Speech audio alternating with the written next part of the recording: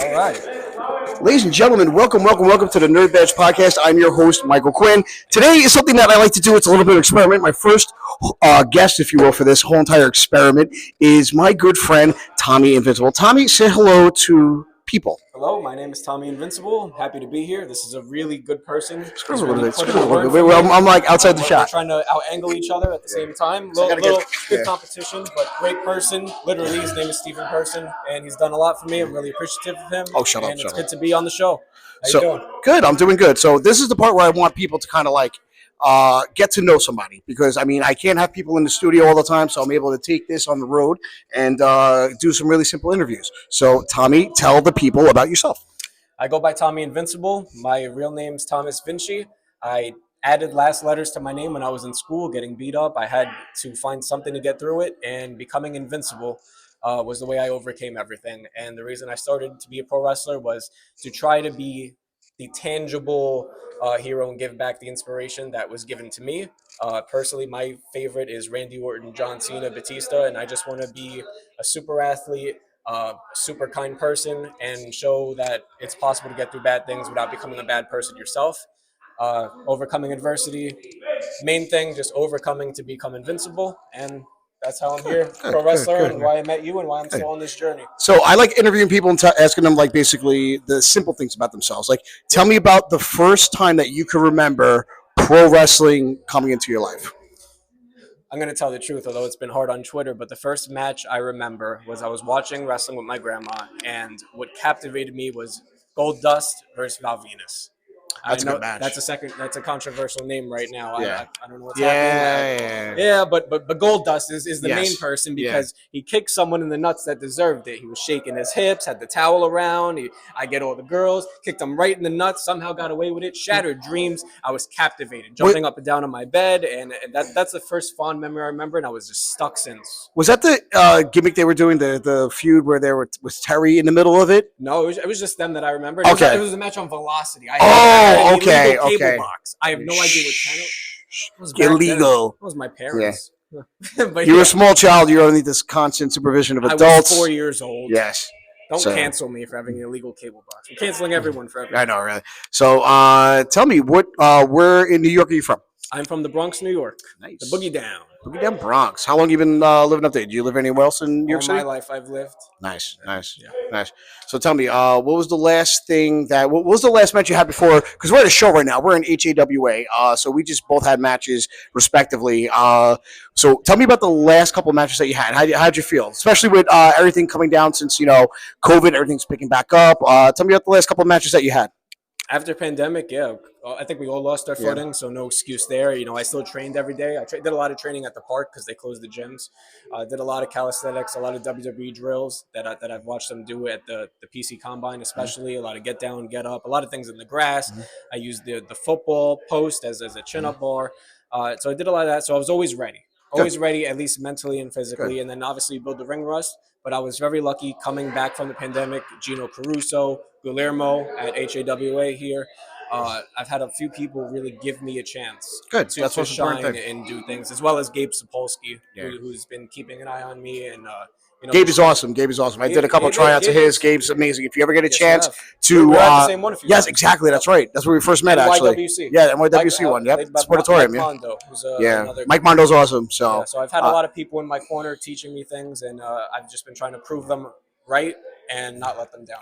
And if you ever get a chance, if you see Gabe's tryouts, if you're watching this right now, I always recommend people definitely do them. Absolutely. He gives you a ton of information about not just the gimmick that you're doing, but the matches that you're doing and what you should be doing and what is out there and how you fit in this things. Like, he gave me a lot of good advice too, and I definitely see like the advice he's giving you is like working up exponentially. It's great seeing you go out to new places and everything like that. New people are wrestling you, and it's great to see you because he was also trained by Johnny Rods as long as me. So that was a beautiful thing. It's like I always seen him like doing stuff. I saw him, the first time I saw you was on AEW. You did like one of the security guard matches, and someone pointed out to me, it's like, oh, that's one of Johnny's new guys. That's Tommy. I was like, oh, okay, cool. And then I ran into you at the, like, maybe about like a week later at the tryout. I was Yeah, like, yeah. and I was Very like, oh, recent after. yeah, very recent after. I was like, oh wow, that's awesome. You know, this kid's cool. And then like we both did tryout matches, and I remember somebody asked me, he's like, you need an opponent for up here. It's actually the same. This is the same building that we wrestled each other in We did last yes. year. This was my first match back into the Yeah, indie scene after everything. It was yeah, because I was uh, shortly before the AEW thing I yeah, did for them. I had torn my pec, so I was dealing with an injury for a long time. I am fully recovered. I yeah, am not burying myself. I'm not stupid. It's right yeah, here. You can't even see the scar. I'm that guy. yeah. Had a great time at AEW. Shout out to Sean Dean. He really is one of the nicest people, and everyone has something nice to say. I've been trying to get back.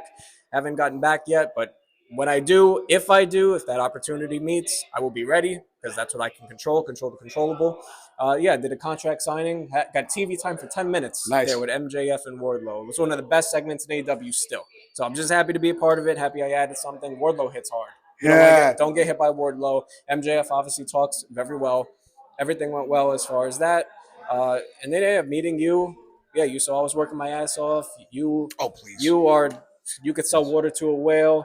You got connections. You helped me out. We wrestled each other. You're a tough SOB. You beat me, then I beat you, and Yep, now we're friends. So yep, we're still 1-on-1, but yep. let's keep it that way. I like being your friend. Good, I think good, you're a good. good We friend. don't need a rubber match. Who needs Yeah. that stuff? Who needs to Yeah, prove anything? I mean, I won last, Yeah. right? So I still have my title. That's the most important thing. I kept it tonight, so you know. yeah, Let's I won the second one. yeah. Up, Up, up, up, up, up, up, up. up, up, up, There it up, goes. up, There it up. goes. HAWA interstate champion right here with a little mustache on the belt. So just so you guys know that.